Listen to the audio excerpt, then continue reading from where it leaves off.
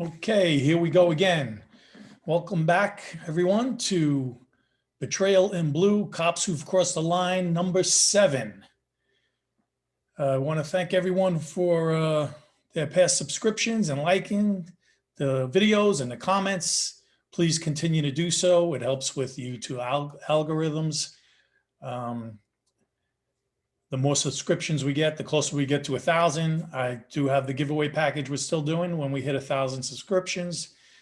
At the end of this video, after you're done watching, we're going to have a good choice for debate. One of the stories are going to be, I think, leave a lot of space for comments for people to be on both sides of what happened. So we'll get to that. And hopefully you guys, interact and let me know how you feel. So my original plan to speak about this week was about a 30-year veteran officer. He's 63 years old. He's a school resource officer. And he was recently arrested for solicitation of a minor. It was a young female that was a family friend. And also, I'm assuming, went to the school where he was a resource officer, and he had access to her outside of the school on social media. He direct messaged her and solicited nude photos from her. He also proposed a sexual liaison with her, a little interaction with her.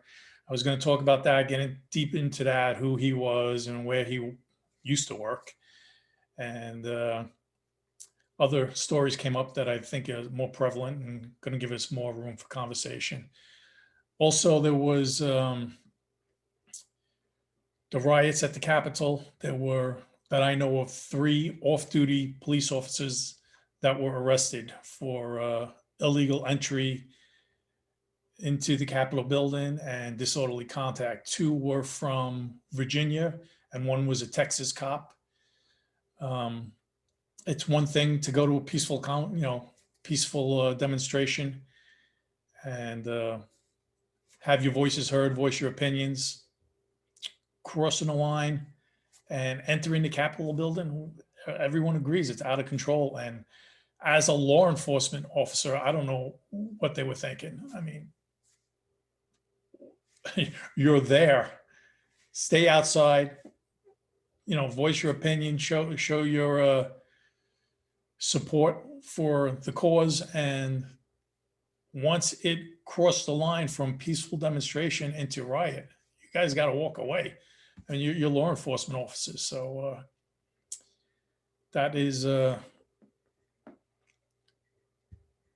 beyond my comprehension why they would enter the Capitol building like that.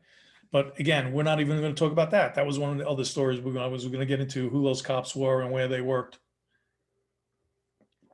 We're not going to get into that. What I am going to get into is we had an officer down here in Florida, and the day of the Capitol riots, he was direct messaging a coworker, another police officer, who's also a cop, and they're from Polk County, Florida. And basically, I guess he was voicing his observations and his opinions on what was going down at the Capitol. And they were direct messaging back and forth. And it was ranting about everything that was going on and what was happening. And these are all Facebook messages, direct messages, so they're not public. It's just this other officer. And his messages started getting darker and darker, not just about the break-ins to the Capitol building, but they were getting very, very dark and very off-center. And I'm going to read a few of the messages to you, and then I'm going to tell you what happened. So one of the messages, I got it here for us. The streets of DC run red with blood of these tyrants. And I'm assuming tyrants, he's talking about all the congressmen and senators and everybody inside the building from the House and the Senate. He also message should have dragged those tyrants out into the streets and executed them. And then a third message was, and this is in response to messages that the co-worker was, writing to him. So the third message was, I will slit their throats if they touch my family. Peter Haneen. He's 29 years old. He's worked for the sheriff's office for about 6.5 years as a deputy. Peter Haneen is in jail and suspended pending an investigation. He faces second-degree felony charges accused of making threats. Polk County Sheriff Grady Judd says Deputy Peter Haneen sent Facebook messages threatening a mass shooting or an act of terrorism to a fellow deputy and friend on the night of the attack on Capitol Hill. That deputy. So that's some pretty dark messaging, but they're private messages, and they're just that. They're messages. There's no act, there's no overt act where he showed that he was going to physically do it. It's speech, right? Supposed free speech in a private conversation. So, I mean, even when you have people that get arrested for hiring so-called hitmen that turn out to be undercover police officers, they don't arrest these people. Like you say, I want to kill my wife. Can you find me someone to kill my wife? And then you meet with that person, find someone to kill your wife or your husband, whatever. Cops don't make the arrest until there's an overt act. The overt act is handing over money to show that you're serious about getting this done. It's not just talk. These messages that this officer did, his name was Peter Haneen, Heneen, like I said, from Polk County, Florida. And they're just that, they're messages. There's no action on his part that I'm aware of. So what happened is his coworker, 2 days later, turns in these Facebook direct messages to his supervisor, I'm assuming a sergeant or a lieutenant.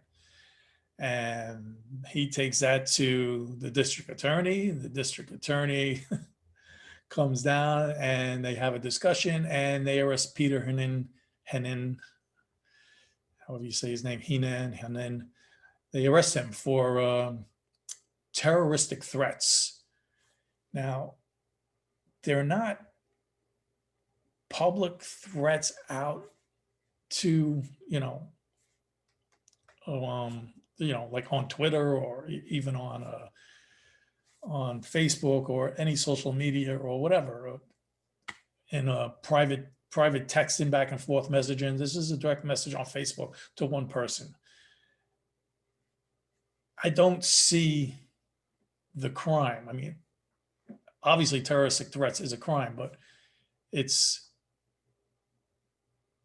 at that point, there's no action to it. There's nothing to back up that he was serious about what he was saying, other than his, like probably thousands of Americans that day sent messages back and forth about their, how upset they were with what was going on at the Capitol. And he was, I think, just ranting. I mean, I could be wrong. They arrested him, so maybe they have more. They did confiscate all his electronic devices, his cell phone, his computer, his laptop, his desktop, all that stuff. So they're digging into more to see if there's anything beyond that day. Maybe it gets dropped. The charges get dropped. Maybe he beats it. Maybe he pleads out to something. I don't know. But beyond that, now the sheriff officials are touting Peter's co-worker as a hero for turning him in. Now, I don't think the co-worker intended for Peter to be arrested, that maybe, get him looked at psychologically, something like that when he went to the supervising officer. Probably never know his intent when he turned him in. Who now, not only is obviously Peter's career gone and he's arrested and all that. And then that's because of his own actions for writing those texts. But this cop who turned him in now, is his career gone? What do you guys think? Who's going to ever trust him again to speak to him? Everyone's going to watch everything they say to this other cop. No one's ever going to text him again, have anything in writing. There's going to be no direct messages to him, no text over the cell phones or nothing like that. And even speaking in person to him, this guy is pretty much, I think, ostracized himself. No one's going to trust him because if you say something out of line or not politically correct, you're going to be afraid this guy's going to turn you in. So that's what I'm interested in finding out what happens on that end to this other cop within the department, how his coworkers are going to treat him. So it's an interesting story. I think we should definitely follow up on it, and I'll see what's going on with it further down the line if more information comes out. Have you guys put down in your comments what you think on both sides, on what Peter did and also on what his coworker did about turning him in with his intent, and how you think he's going to be treated now. I'd like to hear what you guys have to say. All right, let's get beyond that. I have Q&A today. It's one Q&A was posed to me last week from last week's video. And it was, what was my relationship with the other cops in the documentary? So Chicky and Walter, back in the day at that time. Everybody knows my relationship with my ex-partner. We got deep into that in the documentary and in my book, and I've talked about it multiple times, but this question is, what was my relationship with those guys back then? So I'm going to start with Chicky. My relationship with Chicky, it's a little known fact.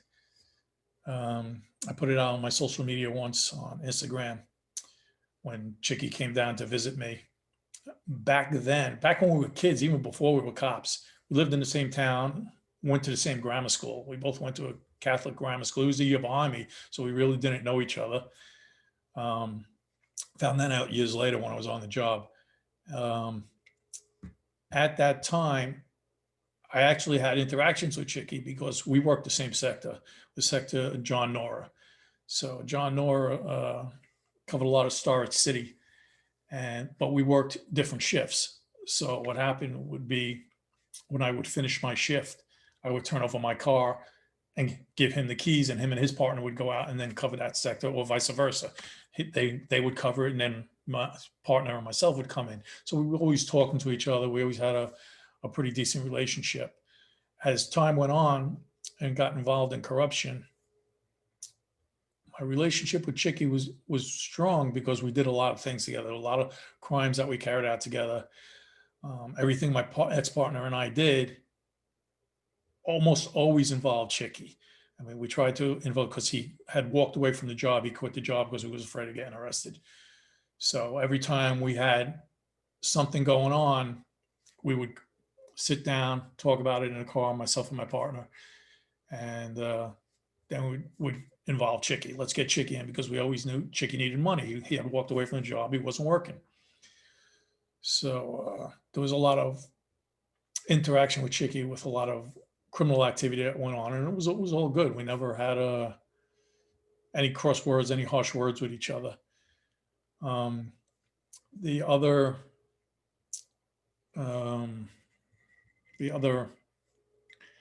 relationship, I'm lost for words here. I'm still thinking about Peter Hanine there.